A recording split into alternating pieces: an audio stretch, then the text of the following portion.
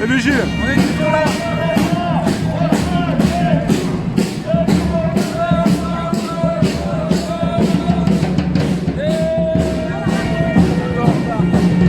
Justement, bonjour Gilles, on parlait de coronavirus avec Trotti il y a 2 secondes, 2 minutes. Bah voilà. Avec un monsieur qui s'appelle Jean-Philippe.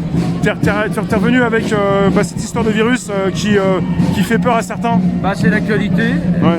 Il faut espérer que ce soit plus si dramatique que ça, mais en fait on ne sait pas en fait. Et le virus jaune, il est si dangereux que ça? Bah, en tout cas il est communicatif, j'espère. Bonjour. Ouais. J'espère qu'il est communicatif. Il est actif, il est toujours actif. Mais il est toujours actif, même si des fois il s'endort. Et aujourd'hui il faisait frais là ce matin là. Oui. Mais en tout cas moi j'ai eu du mal à me sortir du chaud. Ça va? Voilà, tu parlais de coronavirus, le virus est toujours actif. Il est toujours là. Ouais. C'est l'actu, ça, c'est très chaud ça. Ouais, t'as fait bien, t'as fait un beau. C'est toi qui as dessiné ça? Non, je l'ai retrouvé, puis je l'ai un peu encore. Attention, c'est un expert en panneaux, Trotti, Voilà, attention. ça, Hein. voilà. Ça fait plus d'un an que tu panotes. Ouais, il est bien. Et derrière, t'as marqué quoi? Des verrues chez les jeunes? Ouais. Non, c'est vrai, c'est des vous. Gilles vient d'arriver, il vient d'entrer dans le cortège, il arrive avec son panneau. Il nous a pris en cours de route là. Gilles, tu voulais venir à Champéret, non, tu voulais arriver En juste tout ici cas, j'ai pas entendu mon réveil, tu vois. Ah, c'est ça. T'as travaillé hier soir, non? Non, je suis retourné à Gare de Lyon par contre. Je suis jusqu'à 7h moins le quart. Comment tu sais où on est? Tu consultes mon live ou? Je t'ai vu sur ton live. Ouais, Sympa, merci. Mais c'est surtout que j'ai galéré dans le métro parce que j'ai voulu aller à Porte de Champéret, mais il était trop juste. Après, j'ai rechangé, je me suis retrouvé. Je suis sorti à la marque. Alors c'est profond la marque, la station de métro. Tu reprends un ascenseur, moi j'en avais jamais pris d'ascenseur dans le métro, et c'est comme il y a la même sonnerie que lorsque ça ferme les portes du métro, enfin, c'est assez drôle. Tu attends 5-10 secondes, il y a quelqu'un qui rentre et tu attends 5-10 secondes. Et j'ai une question à te poser. Comment c'était alors le soir avec les. Alors hier, quand on s'est quitté, quand on a été dans le 5e là, puis bon, quand on est reparti finalement au bout d'une petite heure, je suis retourné à Gare de Lyon là pour les taxis. Oui. Et donc en fait, j'arrive, ils étaient montés sur l'esplanade, j'ai envoyé une photo, ils ont un peu nassé quoi. Mais bon, c'était pas méchant, mais malgré tout, tu vois, c'est là qu'on voit qu'il y a un changement dans les forces de l'ordre. C'est que même pour un rassemblement de taxis très tranquille, ils avaient, comme ils s'étaient remontés vers les portes de la gare de Lyon, ils avaient des gazeuses à la main quand même. Alors qu'avant, dans nos rassemblements de taxis, c'est jamais arrivé. Moi, je voyais jamais les gazeuses. Mais je voulais dire aussi, tu avais raison, parce que j'ai regardé un réseau de taxis là, quand ils parlent sur Telegram, et ben ils disent que les mecs, il n'y avait pas assez de monde, que les taxis. Non, moi quand je suis redescendu, on m'avait laissé au consulat à l'Institut du monde arabe, je suis revenu à pied, je suis revenu par la Bastille, rue de Lyon, j'ai compté 90 voitures seulement. Voilà, une centaine. Et il devait y en avoir une soixantaine sur le couloir d'Hydro. Sur 22 000. Voilà, mais dis-le quand même. Les taxis, ils sont dégoûtés, ils croient plus en rien. Oui, puis on peut. Bon, Ils sont dégoûtés, les taxis. on est quand même des professions indépendantes, donc comme je le dis souvent, nous quand on commence notre journée, c'est pas comme quelqu'un de la SNCF ou de la RATP ou autre, peu importe, même si c'est louable, c'est très louable ce qu'ils ont fait de toute façon, parce que chacun perd du pouvoir d'achat pour avoir du salaire, c'est que nous, et comme tous les commerçants, et c'est pour ça quand on entend oui les commerçants viennent avec nous, moi je comprends très bien le commerçant, c'est que nous, en tant qu'indépendants, dès que tu te lèves le matin, t'es pas à zéro. T'es pas à zéro, t'es à moins quelque chose. Nous dans le taxi, c'est quoi? C'est 110, 150 pour certains. Moins 110, moins 150 euros avant de commencer sa journée. T'imagines? C'est ça. Donc nous, on n'est pas à son salaire, on perd de l'argent, on s'endette. Moi, ça fait maintenant le taxi, Moi, c'est encore plus. pour réparer ma voiture, j'étais obligé de prendre un crédit. Voilà, À mon embrayage. Oui, voilà. Moi, je suis dans les gilets jaunes. La première fois que j'ai été vraiment endetté dans le taxi, c'est sur une grosse panne moteur. Et tu prends tout d'un coup, tu te prends à 9 000 euros dans la tête et tu n'as pas le moyen de changer de voiture. Et donc tu fais le moins pire, donc tu prends un crédit. Ouais, mais dis-le quand même, les taxis, ils ne croient plus dans les syndicats.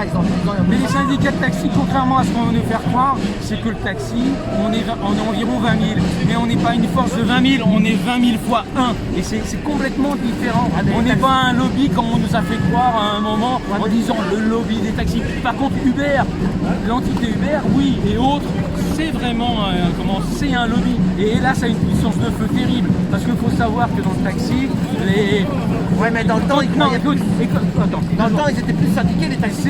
Oui, mais toute la société était plus syndiquée. Voilà, toute la société qui n'y croit plus. Regarde, quand tu vois Elle n'y croit plus. Vous avez vu dans les dernières manifs des syndiqués, tu vois le cordon de la CGT et autres. le cordon de la CGT, il paraît imposant alors que c'est rien du tout. Alors que dans les années 70, 80, voire 90, c'était des gros malabars, des dockers, c'était la sidérurgie, le livre était puissant aussi, la messagerie. Donc là, tu avais des gros balaises qui faisaient le service d'ordre. Quand on nous dit, par exemple, dans les Gilets jaunes, il faut notre service d'ordre, non mais tu rigoles, c'est pas les mecs comme moi qui vont faire le service d'ordre et empêcher les Black Blocs et les antifas ou je ne sais qui avec le casseur venir. Alors qu'en plus, maintenant, la CGT, par exemple, les services d'ordre de la CGT, ils servent à quoi? Juste à protéger Martinez et puis les quelques personnalités qui viennent. Mais ça reste sur 50-100 mètres. Le reste du cortège, il est protégé par la police. Ouais, moi, je vais te dire un truc, Gilles. Moi, il y a 6 ans, quand on faisait les grèves de taxi, j'avais mon truc de taxi déjà sur la tête. En 2014, quand on allait à la porte Maillot avec tous les taxis, il y avait plein de taxis qui venaient à côté de moi se prendre en photo. Oui. Là, tu sais combien il y en a qui sont pris en photo? Aucun. Un seul. Oui, bien sûr. Parce qu'il vient avec les gilets jaunes. Oh, je suis même pas sûr que ça soit ça, je suis même pas sûr qu'ils soient conscients des gilets jaunes. Tu sais, quand on parle à aux collègues, il y en a très très peu. Certains te disent par contre qu'ils sont solidaires, mais qu'ils ont peur. Il faut voir aussi ça.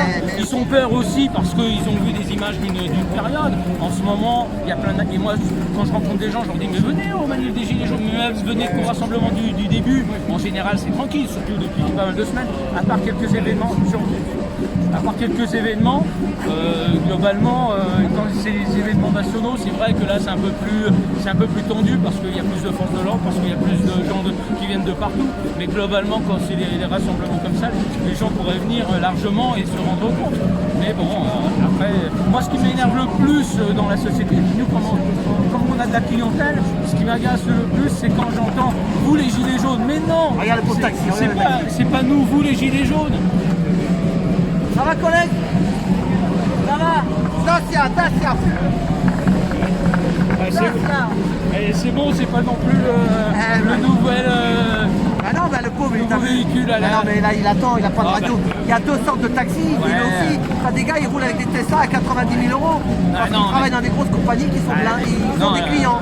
Et nous, les autres, on est 15 000 à vraiment trouver la dalle. Et les Tesla, c'est la G7 qui les loue, faut arrêter. Mais oui. Il y a très peu qui les achètent, faut pas faire croire mais que Tesla, il y en avait un avec les G7 avec une grosse Mercedes à 90 000 euros. Mais peut-être qu'il y en a quelques-uns, mais bon, après, c'est loin d'être la majorité. Tu te rappelles pas, il y a très longtemps de ça, enfin, il y a une quinzaine d'années, c'était un colonel irakien qui était venu en France et qui avait fait le taxi. Et il présentait, c'était au moment c'était des premières grèves de taxi qu'il y avait eu, je sais plus, c'était autour de 2005 ou 2010, je sais plus. Enfin bref. Et le mec, c'était un ancien colonel irakien qui avait fui le régime. Et en fait, il montrait, il habitait dans le 7e ou dans le 16e, dans un appartement super luxueux. Et donc il disait, bon non, moi le taxi ça va. Tu m'étonnes, il était arrivé avec plein de fric et qu'il avait dû détourner de là-bas, il s'était sauvé en vitesse. Et d'ailleurs, il n'a pas duré longtemps dans le taxi parce que quand ça avait desservi la profession de taxi, parce que ça faisait croire que les taxis roulaient sur l'or, qu'ils roulaient tous en Mercedes, qu'ils avaient tous des appartements luxueux. Alors que la réalité, c'était pas ça. Voilà. Mais il y a toujours des exceptions quand tu parles des Tesla ou des grosses Mercedes. Moi j'ai vu des chauffeurs dans les parcs de taxi en grosse Mercedes, le mec il dormait un petit peu